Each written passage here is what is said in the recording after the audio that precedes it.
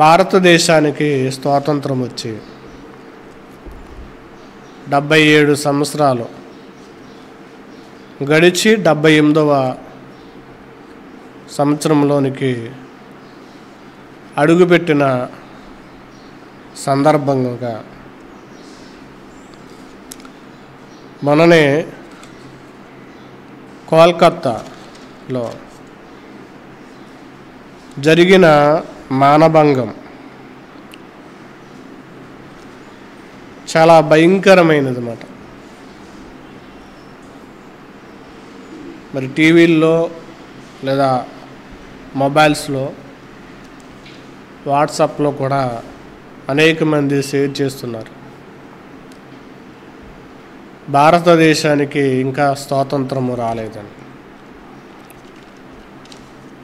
భారతదేశానికి స్వాతంత్రం రాలేదు, కానీ ఒక అతను మాట్లాడుతూ భారతదేశము కాదు బలత్కార దేశము అని నామకరణం చేసి వీడియో చేశాడు ఆయన, ఒక యూట్యూబర్. భారతదేశము గొప్పది అని చెప్పుకునే స్థాయి నుండి ఎక్కడికి వెళ్ళిపోయిందంటే బలత్కార దేశముగా మారిపోయింది. మరి ఇలా బలత్కార దేశముగా మారిపోతున్నప్పుడు భారతదేశంలో ఉన్న చట్టాలు ఏమి చేయలేకపోతున్నాయి, ప్రభుత్వాలు ఏమి చేయలేకపోతున్నారు, నాయకులు కూడా ఏమి చేయలేకపోతున్నారు. కానీ ప్రజలందరూ ఒకే ప్రశ్న అడుగుతారు, ఏంటంటే మరి ఇన్ని అత్యాచారాలు జరుగుతుంటే కనుక దేవుడు ఏం చేస్తున్నాడు? అందరికీ లోకం ఎవరంటే దేవుడే. అత్యాచారాలు జరుగుతున్నప్పుడు దేవుడు ఏం చేస్తున్నాడు? అత్యాచారము చేసేవాడు ఇక్కడే తిరుగుతున్నాడు. అత్యాచారము చేసి చంపేసిన అమ్మాయిని చంపేసిన వాడు ఇక్కడే ఉన్నాడు. వాడు మనుషుల చేతిలోనే ఉన్నాడు.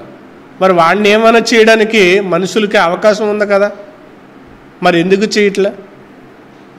మరి కోల్కతాకి మమతా బెనర్జీ గారు అనుకుంటా, మరి ఒక స్త్రీ ఆవిడ కూడా మరి ఒక జూనియర్ డాక్టర్ని అంత అగాత్యముగా చెప్పుకోలేని రీతిగా ఒక ఆడ కూతురిని అన్యాయముగా పాడు చేసి చంపేస్తే కనుక మరి ఏ యాక్షన్ కూడా తీసుకోలేదు. ఏ యాక్షన్ తీసుకోలేదు. చట్టము అందుకే కొన్ని దేశాల్లో చట్టాలు ఎలా ఉంటామంటే వెంటనే అమలు చేస్తారన్నమాట. ఏదైనా తప్పు జరిగితే వెంటనే అమలు చేస్తారు. ఒక సినీ డైరెక్టర్ ఒక తండ్రి ఒక దేశానికి వెళ్ళాడంట. వెళ్ళి అట్టుపండు తినేసి తొక్కలా పడేసాడంట బయట. వెంటనే అతన్ని జైల్లో వేశారు. అట్టుపండు తిని తొక్క పడేస్తే జైల్లో వేశారు. అప్పుడు అతను వాళ్ళ కొడుక్కి ఫోన్ చేశారంట. అప్పుడు కొంత అమౌంట్ వారికి చెల్లించి జరిమానాగా 2 రోజులు జైలు అనుభవించి రావాల్సి వచ్చిందంట. కానీ మన భారతదేశంలో ఎలా ఉంటామంటే చట్టాలు మర్డర్ చేసినా వాడు స్వేచ్ఛగా తిరిగి వచ్చేస్తాడు. అత్యాచారం చేసి చంపేసిన క్రూరంగా కొన్ని రోజులు వాడు విడుదలైపోతున్నాడు. ఇలాంటి వ్యవస్థలో మరి మన భారతదేశం అనేది ఉండటము ఎంత దుష్టనీయం అనేది, ఎంత దరిద్రం అనేది మనము చెప్పుకోవచ్చు. ఎంత దయనీయమైన పరిస్థితి ఈరోజు మన దేశంలో చోటు చేసుకుంది. ఇలాంటి కారణాలన్నిటికీ కూడా దేవుడి మీద ఆలోచించలేదు, దేవుడిని ప్రశ్నించేవాళ్ళే తప్ప సమాజంలో జరుగుతున్న చెడును చంపే ప్రయత్నం అనేది ఎవరూ చేయట్లేదు. లేదు, చెడుని పోగొట్టే ప్రయత్నాలు ఏమైనా ఉన్నావంటే కనుక ఉన్నవి, కానీ వాటికి అనుమతులు లేవు. చెడును ప్రోత్సహించడానికైతే కనుక చాలా వెసులుబాటులు ఉన్నవి. సీరియల్స్ ఉన్నాయి, సినిమాలు ఉన్నాయి, యూట్యూబ్స్ ఉన్నాయి, ఈరోజు సోషల్ మీడియాస్ అన్నీ ఉన్నాయి. చెడును ప్రోత్సహించడానికి, మనిషిని చెడు చేత బలోపేతం చేయడానికి, చెడును ప్రోత్సహించడానికి చాలా కార్యక్రమాలు ఉన్నవి. చిన్నపిల్లలని లేదు, పెద్దవారని లేదు. అశ్లీలతకు ఎక్కువను ప్రేరేపించే విధముగా ఈరోజు సోషల్ మీడియాలు అనేవి విచ్చలవిడిగా ఉన్నవి. వాటిని అరికట్టే ప్రయత్నం కానీ ఏమీ కూడా ఎవరు చేసేవారు లేరు. మొన్ననే మధ్యకాలంలో ఒక 6వ తరగతి చదువుతున్న పిల్లలు ఒక 5వ తరగతి అమ్మాయిని చంపేసి బాడీ కూడా కనపడకుండా చేశారు తల్లిదండ్రులు కూడా, మన దేశంలోనే. ఇక్కడ ఊరేదో గుర్తులేదు. ఇలాంటి పరిస్థితులన్నీ కూడా జరుగుతున్నప్పుడు మరి చెడును ప్రోత్సహించడానికి చాలా ఉన్నప్పుడు మరి చెడును చంపడానికి ఏ పని లేదంటే కనుక, చెడును చంపడానికి అనేది ఒక పని ఉంది, కానీ దానికి ఏమున్నావంటే ఆటంకాలు ఎక్కువగా ఉన్నవి.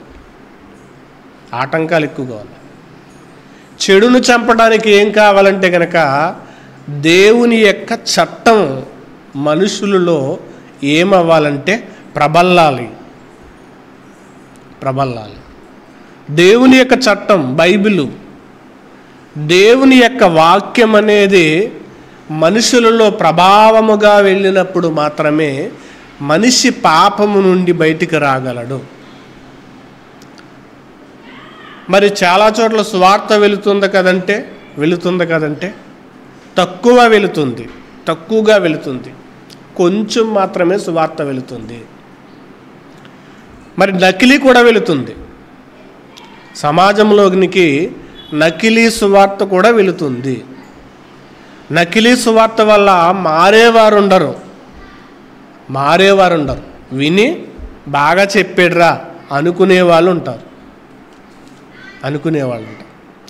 బైబిల్ గ్రంథంలో ఒక మాట చూపించి దేవుడు ఈ అత్యాచారాలను, ఈ అన్యాయాలను జరక్కోకుండా ఉండడానికి ఏ విషయాలు దేవుడు మాట్లాడాడో ఆ విషయాలు ఈరోజు మనం తెలుసుకుందాం దేవుడు చెప్పిన మాటలను బట్టి.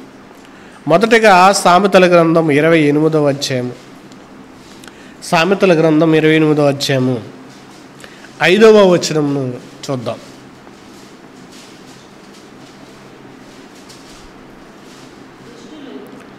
దుష్టులు న్యాయమైనది ఎట్టిదైనది గ్రహింపరు అంటున్నారు. చూడండి, దేవుడు చెప్తున్నాడు. ఈరోజు చాలామంది అడిగేది ఏంటంటే, ఇన్ని అన్యాయాలు, ఇన్ని అక్రమాలు, ఇన్ని ప్రమాదాలు జరుగుతుంటే దేవుడు ఏం చేస్తున్నాడు అని అంటున్నారు. ఏం జరుగుతాయో, ఏం జరగకూడదో, ఏ ప్రమాదం వల్ల ఏమొస్తుందో, ఎవరితో ఎలా మెలగాలో, ఎవరితో పొరుగువాడితో ఎలా ఉండాలో కూడా దేవుడు చెప్పాడు. స్నేహితుడితో ఎలా మెచ్చుకోవాలో కూడా దేవుడు చెప్పాడు. ప్రతి విషయాన్ని దేవుడు చెప్పకుండా ఏమీ దాచలేదు. అందుకే ఇక్కడ ఒక విషయాన్ని ఏం చెప్తున్నాడంటే, దుష్టులు ఎట్టిదైనను గ్రహింపరు. దుష్టులు, దుష్ట సంతానం న్యాయమైనదెట్టిదో వారు ఏం చేయారంటే గ్రహించరు, దాన్ని స్వీకరించరు. ఈరోజు సువార్తను అడ్డగిస్తూ ఏమంటున్నారంటే మత ప్రచారం చేయకూడదు.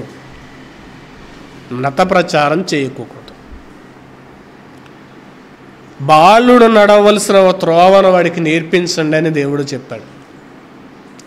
అసలు బాలుడికి లేదా స్కూలుకి వెళుతున్న విద్యార్థులకి బైబిల్ బోధన చేస్తే కనుక వాడు బాగుపడతాడు.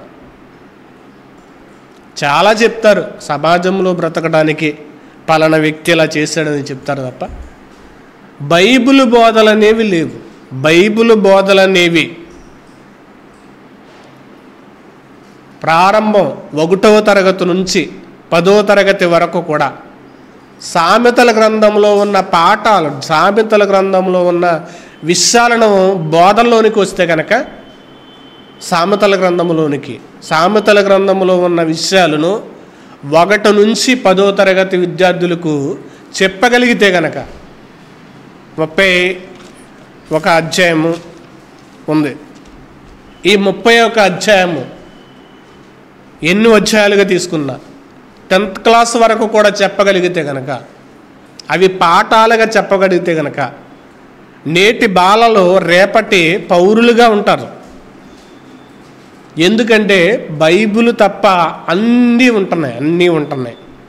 అందుకే ఈరోజు పిల్లలు తల్లిదండ్రులకు ఎదురు తిరిగేవారు, మాట వినని వారుగా ఉండటం, చెడు వ్యసనాలకు లోబడటం, చెడు పనులు చేయడం, ఇలా ప్రేరేపితులు అవ్వడానికి గల కారణం ఏంటంటే భయము కలిగించే మాటలు బోధలో లేకపోవడం.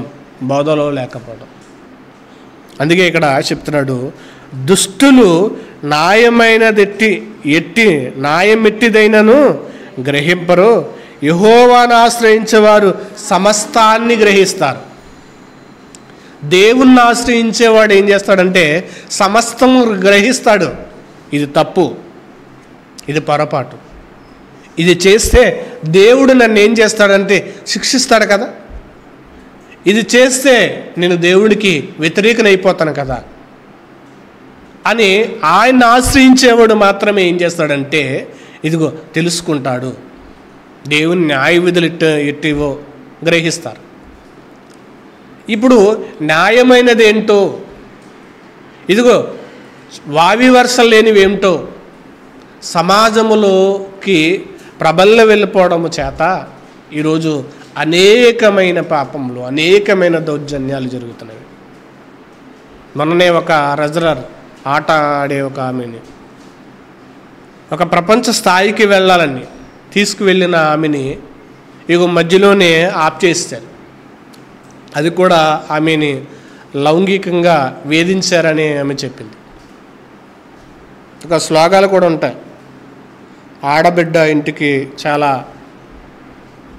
మంచిది అని, ఆడబిడ్డ లేదా జాతి మన భరతమాత స్త్రీ అని, ఇలా ఆడబిడ్డగా కొలిచే దేశంగానే ఉండే దేశంలోనే ఆడబిడ్డకి రక్షణ లేకపోవడం చాలా దౌర్భాగ్యం. మన నరేంద్ర మోడీ కూడా ఒక స్లోగన్ చేశాడు, ఏంటి, బేటీ బచాహో బేటీ పడాహో, అంటే ఆడపిల్లని రక్షించండి, ఆడపిల్లని చదివించండి. ఆ పదాలనేవి రక్షించండి అనేవి పలకడానికి బాగుండేలా చెప్తున్నారు, బేటీ బచాహో బేటీ పడాహో. కానీ రక్షించేది ఏమీ లేదు, చదివించినా గాన రక్షణ లేకుండా పోతుంది. అందుకే దేవుడు చెప్పే నిర్ణయాల కనుక ఈ సమాజం పాటించగలిగితే కనుక, లేదా దేవుని యొక్క నిర్ణయాలు తీర్పులు కనుక సమాజంలోనికి వెళితే కనుక ఒక మనిషి పాపము చేయకోకుండా దేవుని యొక్క న్యాయ విధుల్లోనికి ఉండగలరు. అలా ఉండగలిగేవారు చాలామంది ఈరోజు ఉన్నారు. ఒక వ్యక్తి ఇచ్చలవిడిగా యవనస్తుడు తన జీవితాన్ని ఎలా పడితే అలా బ్రతికాడు. అతను ఈ మధ్యకాలంలో ఫొటోస్ కూడా పెట్టుకున్నాడు.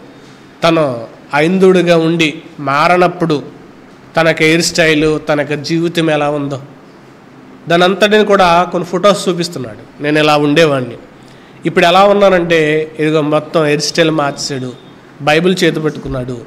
ఈ గ్రంథమే ఏం చేస్తుందంటే నన్ను బ్రతికించింది అని చెప్పుకోగలుగుతున్నాడు. ఎందుకంటే ఒక మనిషిని మార్చాలంటే కనుక అది మతం వల్ల అవ్వదు, కానీ మహాత్ముడైన దేవుని యొక్క మాటల వల్ల మాత్రమే అవుతాయి. అయితే దేవుడు మనిషి విషయంలో చెప్పిన జాగ్రత్తలు కొన్ని బైబిల్ గ్రంథంలో నుండి మనం చూడగలిగితే కనుక లేవియాకాండం దేవుడు ఏం చేస్తున్నాడు చూస్తూ ఊరుకున్నాడా అంటే కనుక దేవుడు ఏం చేస్తాడంటే చెప్తాడు,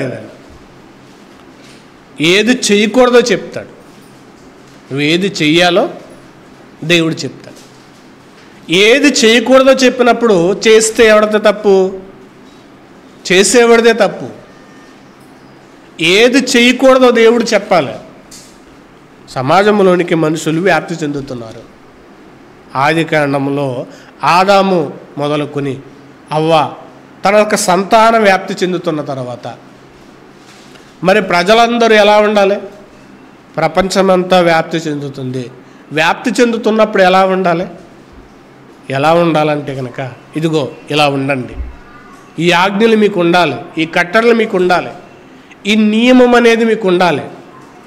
మీరు మనుషులుగా విస్తరిస్తున్నప్పుడు మీకు ఉండాల్సిన నియమాలు ఏంటంటే కనుక ఇవి అని దేవుడు ప్రారంభం నుంచి చెప్తున్నాడు. లేవియాకాండం 18వ అధ్యాయము, లేవియాకాండము 18వ అధ్యాయము 6వ వచనం చూడండి.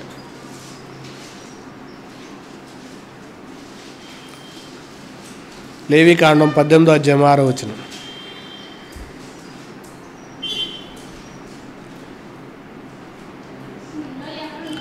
మీలో ఎవ్వరును తమ రక్త సంబంధుల మానఛేదమును తీయటకు వారిని సమీపించకూడదను, నేను యెహోవాను.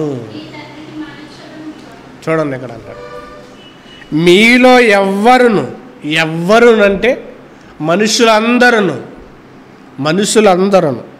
తన రక్త సంబంధులు, ఎవరైనా కానివ్వండి, రక్త సంబంధుల మానఛేదమును తీయకూడదు ఆజ్ఞ. ఏం జరగకూడదని? సమాజంలోనికి వచ్చిన తర్వాత అత్యాచారాలు జరగకూడదు ఉండాలంటే కనుక దేవుడు ఒక ఆజ్ఞ అనేది చెప్పాలి. ఎలా ఉండాలో చెప్పాలి. ఇదిగో నీ రక్త సంబంధుల యొక్క మానఛేదమును నువ్వు ఏం చేయకూడదంటే తీయకూడదు. ప్రతీది కూడా దేవుడు చెప్పాలి.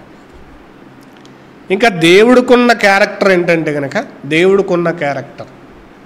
అందుకే దేవుడు పాపాన్ని ఎప్పుడు కూడా ప్రోత్సహించడు. దాన్ని మనిషినికి దగ్గర ప్రారంభంలోనే కట్ చేయాలనుకుంటాడు దేవుడు పాపాన్ని జరిగేదాకా చూడడం కాదు, ప్రారంభంలోనే కట్ చేసేయాలి. అది జరిగే వరకు కూడా దేవుడు చూడడం, ప్రారంభంలోనే కట్ చేసేయాలి. మూలంలోనే అది కట్ చేసినప్పుడు ఏమవుతుందంటే కనుక ఆ వైరస్ అనేది మనుషులకు వ్యాప్తి చెందదు. ఆ వ్యాప్తి చెందకూడదన్నది దేవుని యొక్క ఉద్దేశం. మరి దేవుడు ఎలా అంటాడు అంటే కనుక పేతురు రాసిన మొదటి పత్రిక 1వ అధ్యాయము 14వ వచనం చూద్దాం. పేతురు గారు రాసిన మొదటి పత్రిక 1వ అధ్యాయము 14వ వచనం నుండి చూడగలిగితే కనుక, నేను పరిశుద్ధుడనై ఉన్నాను గనుక మీరును. ఇది ఎవరి కొరకు చెప్తున్నాడు అంటే అందరి కోసం దేవుడు చెప్తున్నాడు. నా నుండి వచ్చిన వారు కాబట్టి నేను పరిశుద్ధుడనై ఉన్నాను గనుక మీరును పరిశుద్ధులనై ఉండుడని రాయబడి ఉన్నది కనుక కాగా మీరు కూడి ఉండి ఆశలను అనుసరించి మీకుండిన ఆశలను అనుసరించి ప్రవర్తింపక. మీకు ఏమన్నా ఆశలు ఉంటాయి, మీకేమన్నా ఒకవేళ కోరికలు ఉంటాయి, ఒకవేళ అవి ఉంటే కనుక చెప్తున్నాడన్నమాట, మీరు పరిశుద్ధులైండి రాయబడుచున్న ప్రకారము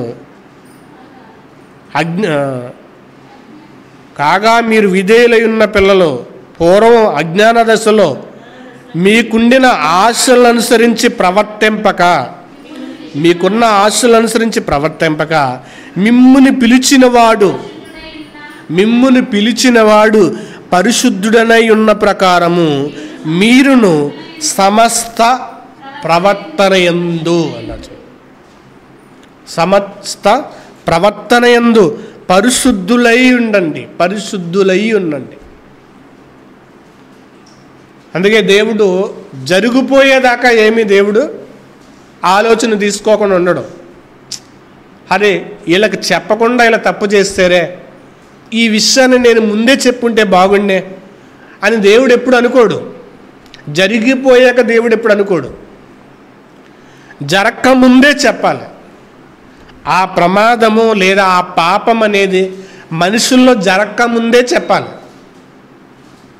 అప్పుడు ఆయన దేవుడు అవుతాడు. ఆపడానికి కాదు, ఆపకుండా. లేదా ఓకే, అవ్వగారు ఫండ్ తింటున్నప్పుడే వెళ్ళి అవ్వా నువ్వు చేస్తున్న పని ఏంటి? నేను నీకు నీ భర్తకు చెప్పలేదా తినొద్దు అని అంటే వెంటనే ఊరుకో ప్రభా, నాతో అలాగంటున్నావేంటి? చూడ్డానికి వచ్చాను అంతే, తినేసానా ఏంటి మరీ బొత్తుగా నమ్మకం లేకుండా మాట్లాడుతున్నా అనే రకం. మనం ఆపుతుంటే గనక మనం అనే రకం ఇది. కానీ దేవుడు ఆ చాయిస్ కూడా తీసుకోడు. ఏదైనా సరే మొహమాటము లేకుండా ఏది తప్పో ఏది ఒప్పో ప్రతీది కూడా దేవుడు మనుషులకు చెప్పేయాలి అని మొహమాటము లేకుండా ప్రతీది కూడా దేవుడు ఏం చేశాడంటే రాయించాడు. ప్రతీదీ రాయించాడు. అందుకే అన్నమాట, దేవుడి సంగతులు సమాజంలోనికి వెళ్ళినప్పుడు అనేకులు మారి పశ్చాత్తాపడి దేవుని దగ్గర పాప క్షమాపణను పొందుతున్నారంటే అది దేవుడిచ్చిన ఈ బైబిల్ గ్రంథాన్ని బట్టే.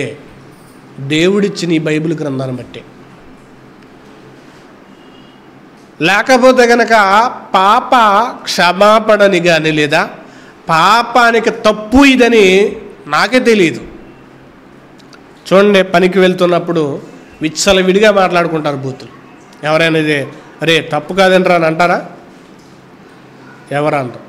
కానీ మనకేమనిపిస్తుంది మధ్యలో, అరే బాబు వారు ఇలా మాట్లాడుకుంటున్నారేంట్రా, వాళ్ళ మాటలేంటారు ఎలాగున్నాయే అని మన మనస్సులో ఏమవుతుంటే మెదిలేస్తాయి. ఎందుకని? దేవుడు మనకు ఆజ్ఞలు ఇచ్చాడు కదా, దేవుడు ఆజ్ఞలు ఇచ్చినప్పుడు వాళ్ళు మాట్లాడుకుంటే సమాజంలో వారు మాట్లాడుకునే మాటలు మనకి దేవేసినట్టుగా అనిపిస్తాయి. మరి వారికి ఎలా ఉంటాయి? పరమాణంలో ఉంటాయి. వారికి బూతులు కూడా పరమాణంలో ఉంటాయి. తప్పు అనిపించదు. తప్పు అనేది ఎప్పుడు అనిపిస్తుందంటే దేవుని దగ్గరికి వచ్చినప్పుడు, దేవుని మాటలు బయలు వెళ్ళినప్పుడు, దేవుని మాటలు మనిషి దగ్గరికి బయలు వెళ్ళినప్పుడు, దేవుని దగ్గరికి ఒక మనిషి వచ్చినప్పుడు అవి తప్పు, ఇవి పొరపాటు అని అనిపిస్తాయి. అప్పుడు అనిపిస్తాయి. అందుకే అన్నాడన్నమాట ఆయన, నేను పరిశుద్ధుడనై ఉన్నాను, మీరు కూడా పరిశుద్ధులుగా ఉండాలి. ఇంకా దేవుడు చెప్తున్న విషయాలను చూద్దాం. కొరింథీయులకు రాసిన మొదటి పత్రిక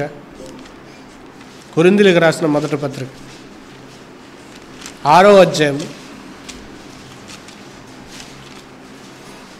కొరింథీయులకు రాసిన మొదటి పత్రిక 6వ అధ్యాయము 18వ వచనం. జారత్వమునకు దూరంగా పారిపోండి. కొత్త నిబంధనలో చెప్తున్నాడు. దేవుడు పాపాన్ని ప్రోత్సహించడు అనడానికి చెప్తాను అన్నమాట. పాపాన్ని దేవుడు ఉపేక్షించడు, ఒప్పుకోడు, దాన్ని సహించడు. దాన్ని ప్రారంభంలోనే చెప్పాలి మనిషికి, చేసిన తర్వాత చెప్పడం కాదు, చెయ్యక ముందే దాని గురించి దేవుడు చెప్పాలి. అదే అంటున్నాడన్నమాట, జారత్వమునకు దూరంగా పారిపోడి. మనుషులు చేయు ప్రతి పాపము దేహమునకు వెలుపల ఉన్నది కానీ జారత్వము చేయవాడు తన సొంత శరీరమునకు హానికరముగా పాపం చేయుచున్నాడు అన్నాడు. జారత్వం అనేది తన సొంత శరీరమునకు హానికరాన్ని తెచ్చుకుంటున్నాడు. హానికరం. ఆ జారత్వం వల్లనే ఆ మధ్య కాలంలో ఎయిడ్స్ వ్యాధి అనేది ప్రబలింది. ఈ మధ్యలో ఒక గుడ్ న్యూస్ చెప్తున్నారు, ఒక డాక్టర్ గారు ఒక గుడ్ న్యూస్ చెప్తున్నారు. ఎయిడ్స్కి మందు వచ్చిందంట. ఎయిడ్స్ వ్యాధికి వ్యాక్సిన్ దొరికిందో శుభవార్తను వేసాడు. అంటే ఇప్పుడు వ్యభిచారం చేసే వాళ్ళకి ఇంకా బలం చేకూరుతుంది అన్నమాట. ఇప్పటికే వాళ్ళకి ఇంకా బలం ఉంది, ఏమీ భయపడతలేదు చేసేవాళ్ళు. కానీ ఇప్పుడు మరలా వారికి ఊరటనిచ్చేది ఎయిడ్స్కి మందు కనుగొన్నారంట. అయితే దేవుడు ఇంకోటి తెస్తాడులేండి.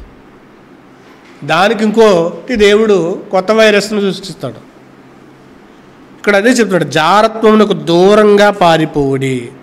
మనుషులు చేయు ప్రతి పాపమునకు దేహమునకు వెలుపల ఉన్నది, కానీ జారత్వము చేయువాడు తన సొంత శరీరమునకు హానికరముగా పాపము చేయుచున్నాడు. మీ దేహము దేవుని వలన మీకు అనుగ్రహింపబడింది. మీ దేహం అనేది, ఈరోజు ఒక వ్యక్తి ఒకరిని చెరిసి చంపేస్తున్నాడంటే గనక ఆ దేహము ఎలా వస్తుంది? ఆ దేహం ఎలా వస్తుంది? ఆ వార్త విన్నప్పుడు చాలా బాధ అనిపించింది నాకు. ఎవరు అంటే కనుక ఒక వైద్యరాలు ఒక మనిషికి అపాయములో కలిగిన అనారోగ్య పరిస్థితిలో సేవ చేసే ఒక తల్లి, కాబోతున్న ఒక తల్లి. అంటే మనుషుల యొక్క దృష్టి అనేది, ఆలోచన అనేది ఎలా మారిపోతుందంటే కనుక వైద్యులని లేదు, చెల్లని లేదు, తల్లని లేదు. ఎందుకంటే సీరియల్ కూడా అలాగే ఉన్నవి, నాటకులు, సీరియళ్ళు ఇవన్నీ ఎలా ఉన్నవి? వదినతో అక్రమ సంబంధాలు, ఇంకా చెప్పడానికి కూడా వీలు లేని పదాలు ఉపయోగించే పేర్లతో కలిగిన డ్రామాలు. అందుకే దేవుడు అంటున్నాడు, నువ్వు చేసే పని దేహం వెలుపలకు జరిగే పాపం కాదు, నువ్వు దేహముతో చేసేది జారత్వం అనేది దేహమునకు లోపల జరుగుతుంది. దేహమునకు లోపల జరుగుతుందంటే కనుక దేహం ఏమైనా నీదనుకుంటున్నావా? నీ చుట్టూ అనుకుంటున్నావా? నీ దేహాన్ని దేవుడు నిర్మించాడు. దేవుడు నిర్మించిన దాన్ని నువ్వెందుకు పాడు చేస్తున్నావు? ఎందుకు పాడు చేస్తున్నావు? ఒక దేహాన్ని పాడు చేసి చంపేశారు, మరలా తిరిగి తీసుకురాగలరు? అదే చెప్తున్నాడు దేవుడు ఇక్కడ. దేవుని వలన మీకు అనుగ్రహింపబడి మీలోనున్న పరిశుద్ధాత్మకు ఆలయమై ఉన్నదని మీరు ఎరుగరా అన్నాడు. దేహముతో పాపం చేస్తున్నారంటే గనక వాడు దేవుని ఆలయాన్ని మర్చిపోతున్నాడు. ఇప్పుడు దేవుని భయం కలిగిన వాడు ఏం చేస్తాడంటే, నా దేహము దేవుని ఆలయం, నా దేహము దేవుని ఆలయమైనప్పుడు నేను దేవునితో ఉండాలి అని అనుకుంటాడు. అందుకే ఇంకా కొన్ని విషయాలు మనం చూడగలిగితే కనుక అదే కొరింథీయులకు రాసిన పత్రిక 7వ అధ్యాయం 2వ వచనం చదువుతుంది. అయినను జారత్వము జరుగుచున్నది ఎందుక ప్రతి వానికి సొంత భార్య ఉండవలెను అన్నాడు. దేవుని యొక్క ఆలోచన గ్రహిస్తే కనుక ఒక మనిషి వేరే వాళ్ళని ఏం చేయడంటే కోరుకోడు, మరొక దేహాన్ని కోరుకోడు. తన సొంత భార్యను తప్ప వేరే దేహాన్ని కోరుకోడు. స్త్రీ కూడా వేరే భర్తని కోరుకోదు. దేవుడి యొక్క సంకల్పం నీకు అర్థమైతే, దేవుని యొక్క ఉద్దేశం నీకు అర్థమైతే కనుక, ఫస్ట్ ప్రారంభోత్సవంలో చెప్తున్నాడు, మీరు రాసిన వాటి విషయంలో స్త్రీని ముట్టకుండుట పురుషునికి మేలు అన్నాడు. ముట్టకొని ఉండుట పురుషునికి మేలు. అయినను జారత్వము జరుగుచున్నందున ప్రతి వానికి సొంత భార్య ఉండవలను, ప్రతి స్త్రీకి సొంత భర్త ఉండవలెను. చూడండి, దేవుడు ఖచ్చితంగా చెప్తాడు, ప్రతి వాడికి సొంత భార్య ఉండవలను, సొంత భర్త ఉండవలను. ఎందుకు ఇలా మాట్లాడుతున్నాడు దేవుడు అంటే, ఈరోజు సొంతాన్ని కాకుండా అద్దెని ఎక్కువ కోరుకుంటున్నారు, అద్దె దేహాలను కోరుకుంటున్నారు. అంటే వ్యభిచారాన్ని ఎక్కువగా ఇష్టపడుతున్నారు. పరాయి వారిని కోరుకుంటున్నారంటే కనుక స్వంత అనే దాన్ని ఇష్టపడట్లేదంటే కనుక దేవుడు అందుకే క్లారిటీగా చెప్తున్నాడు. ప్రతి వానికి సొంత భార్య ఉండవలను, ప్రతి స్త్రీకి సొంత భర్త ఉండవలను. సొంత వేరొకరిది కాదు. అందుకే ప్రారంభంలోనే చెప్తాడు లేవికాండములో, నీ పొరుగు వాని భార్యని ఆశింపకూడదు. అందుకే దేవుడు ప్రారంభంలోనే మనిషి యొక్క ఆలోచనలు నరకాలి. ఆలోచనలు నరకకపోతే కనుక మనిషి ఏమనుకుంటాడంటే నాకు స్వేచ్ఛ ఉంది కదా అనుకుంటాడు. స్వేచ్ఛ ఉంది కదా అనుకున్నాడంటే కనుక మనిషి పాపం చేయడానికి ఏం చేస్తాడంటే తాహతపడతాడు, ఇష్టపడతాడు. అప్పుడు వాడి యొక్క శరీరం అనేది పాపం చేసిన తర్వాత పాతాళానికి వెళ్ళిన తర్వాత వాడికి బాధ ఏంటో తెలుస్తుంది. అందుకే దేవుడు అన్నాడు, ప్రతి వానికి సొంత భార్య ఉండాలి, సొంత పురుషుడు ఉండాలి. మరొక విషయాన్ని మనం చూడగలిగితే కనుక ఎఫెసీయులకు రాసిన పత్రిక 5వ అధ్యాయం 22. ఎఫెసీయులకు రాసిన పత్రిక 5వ అధ్యాయం 22 వచ్చు. 5:22 వచనంలో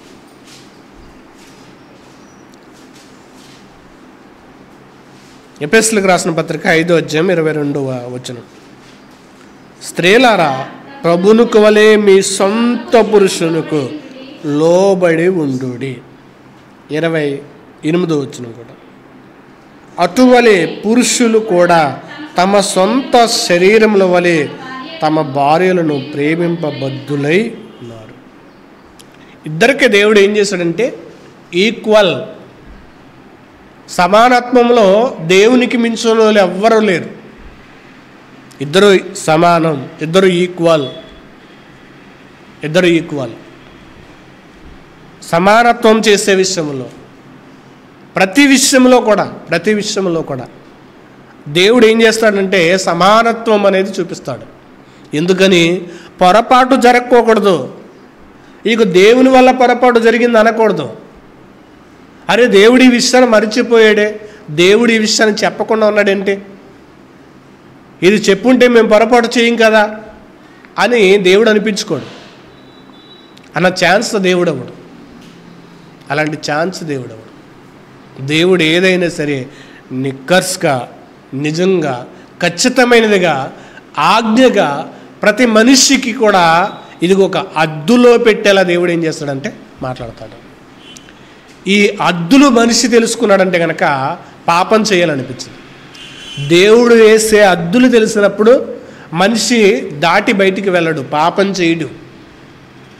ఆజ్ఞలు మరిచిపోతే కనుక పాపం చేస్తాడు. అద్దులు నాకు ఎందుకులే అనుకుంటే కనుక పాపం చేస్తాడు. దేవుని యొక్క అద్దుల్లో ఉన్నప్పుడు మాత్రం మనిషి పాపం చేయడు, సమాజంలో చెడు అనేది జరగదు. అందుకే చెడు జరిగిన తర్వాతే చట్టాలనేవి పుట్టుకొచ్చినవి. ఈ చట్టాలనేవి, ఈ చట్ట వ్యవస్థ అనేది ఎప్పుడు వచ్చిందంటే కనుక చెడు జరిగిన తర్వాత, దొంగతనం జరిగిన తర్వాత, వ్యభిచారం జరిగిన తర్వాత చట్టాలు రాసుకొచ్చారు. కానీ దేవుడు జరగకముందే ఆ చట్టాలన్నిటినీ మనిషికి తెలియజేశాడు. తప్పు జరగకముందే ఈ చట్టం ఉండాలి, ఈ చట్టం ఉండాలి, ఈ న్యాయం నీకు ఉండాలి, ఈ ప్రవర్తన నీకు ఉండాలి, ఇది నీకు ఉండాలి. ఇది లేకపోతే కనుక నువ్వు మితిమీరిపోతావు. అందుకే దేవుని యొక్క ఆజ్ఞలు అనేది మన జీవితంలో ప్రతిసారి కూడా స్మరణగా ఉండాలి, జ్ఞాపకం ఉండాలి. జ్ఞాపకం ఉంటే కనుక మనము పొరపాటు అనేది చెయ్యం. మరొక విషయాన్ని మనం చూడగలిగితే కనుక యేసుక్రీస్తు ప్రభుల వారి యొక్క జీవితంలో జరిగిన ఒక సన్నివేశాన్ని మనం చూడగలిగితే కనుక యోహాను సువార్త 8వ అధ్యాయం, యోహాను సువార్త 8వ అధ్యాయం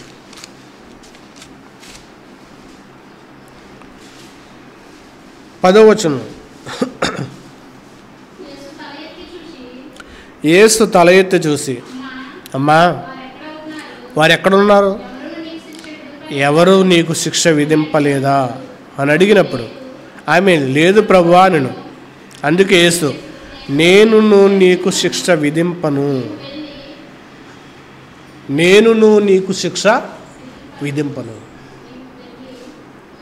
యేసుక్రీస్తు ప్రభుల వారి దగ్గరికి శాస్త్రులు, పరిచయులు ఒక వ్యభిచారమందు పట్టబడిన ఒక స్త్రీని ఏం చేశారంటే తీసుకుని వచ్చారు.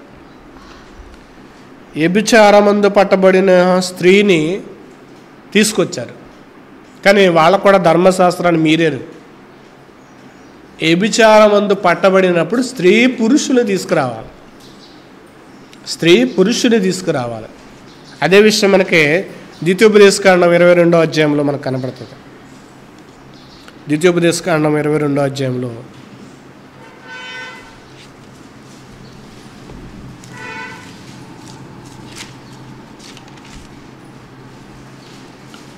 22వ అధ్యాయము 24వ వచనంలో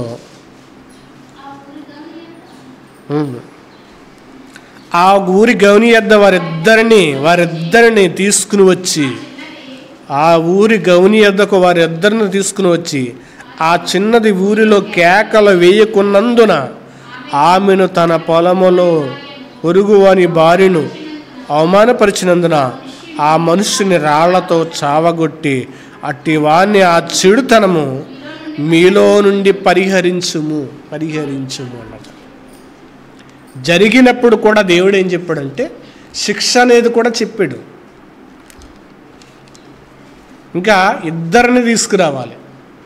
ఒకవేళ ఎవరినైనా ఒక అమ్మాయి చేల్లో పడి వెళుతుంటే కనుక బలవంతం చేస్తే కనుక ఆ స్త్రీ ఏం చేయాలంటే కేకలు వేయాలి. కేకలు వేయకపోయినా కానీ ఆమెను రాళ్ళతో కొట్టాలి. కేకలు ఎందుకు వేయలేదంటే సమ్మతించింది.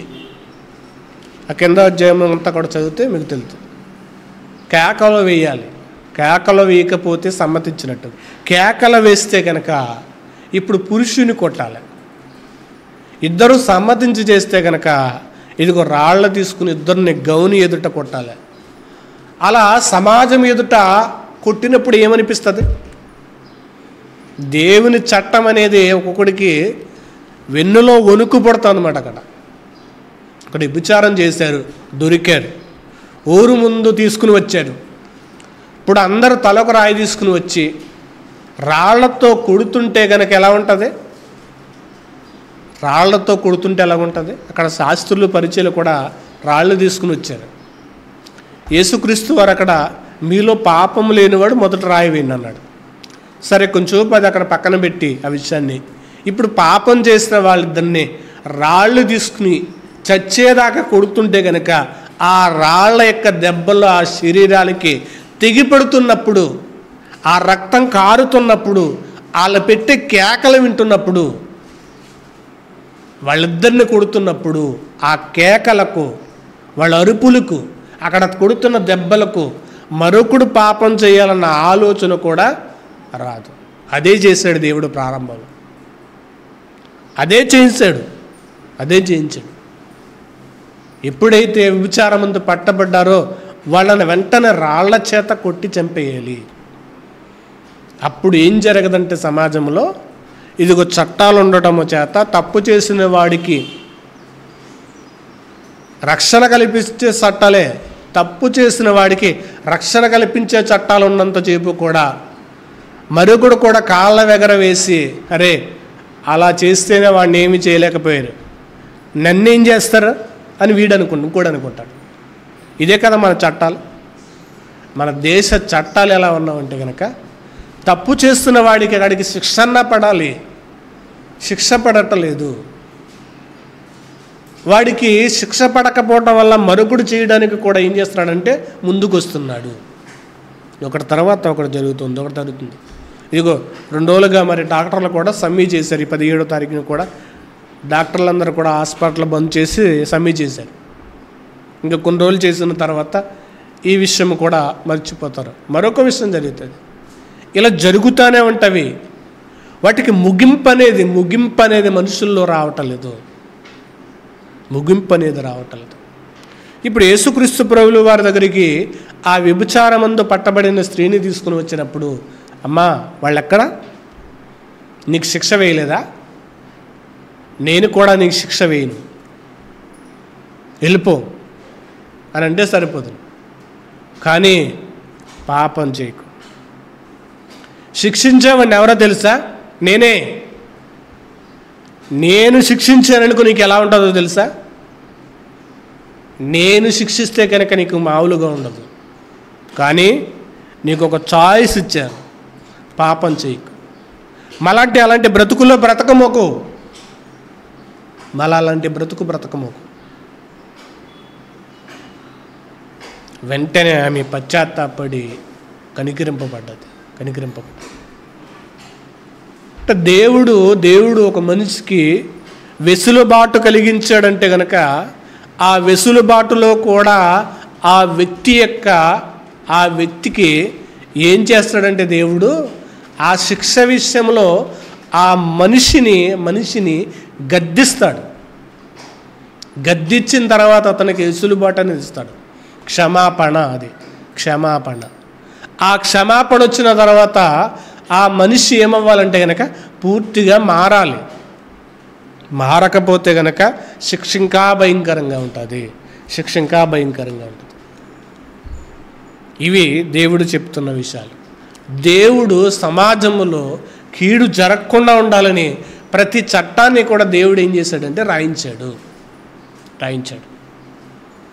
రాయించిన మాటలు సమాజంలో ఏం చేయాలంటే ప్రతి మనిషికి కనబడాలి. ఒకప్పుడు సువార్త అక్షరాలు ప్రతి గోడల మీద కనిపించేవి, ఈరోజు లేవు. అన్ని చోట్ల కూడా రాయనవట్లేదు కూడా. రేజెన్సీ ప్రాంతం వెళ్ళినప్పుడు కూడా ఒక సంవత్సరము అవే తీసుకున్నాం, పేర్లు రాసాం, ఇవే రాసాం. ఎక్కువ శాతం సామెతల గ్రంథంలో ఉన్న విషయాలు ఇవే రాసాం.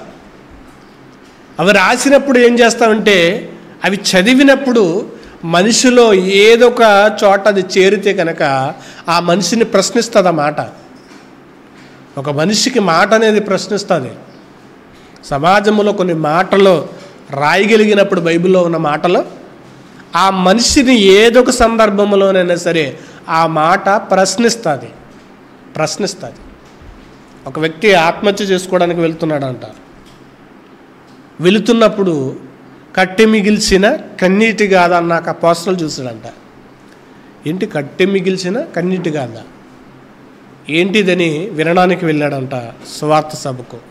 తర్వాత మారి బాప్తీసం తీసుకున్నాడు.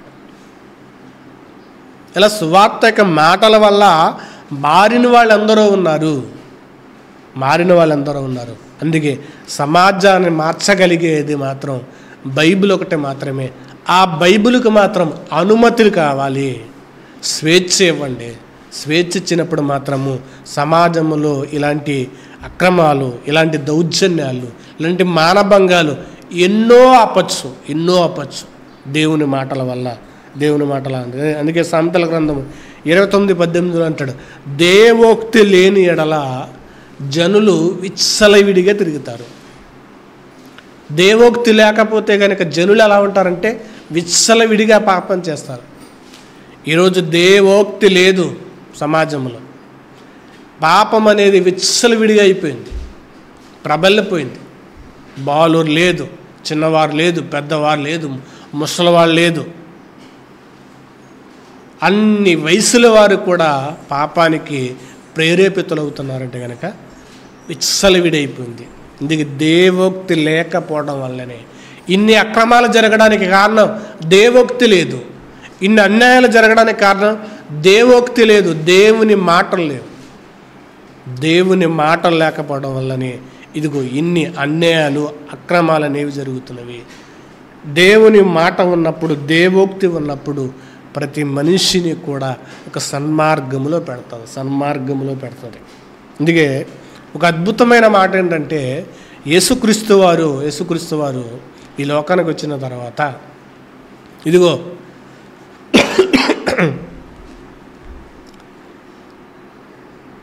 వ్యభిచారం అనేది ఎక్కడ జరగకూడదంటే కనుక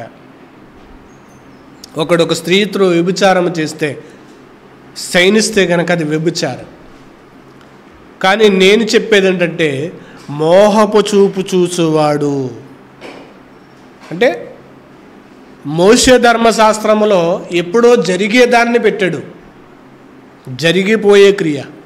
వ్యభిచారం అంటే కనుక వాళ్ళిద్దరికీ ఒడంబడి కుదిరిన తర్వాత ఇద్దరు చేసే పాపాన్ని వ్యభిచారం అంటారు.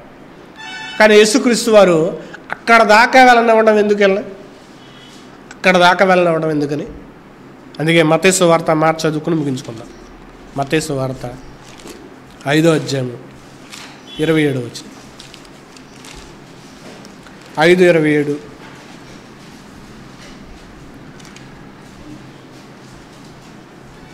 మత్తయి సువార్త 5:27. వ్యభిచారము చేయవద్దని చెప్పబడిన మాట మీరు విన్నారు కదా.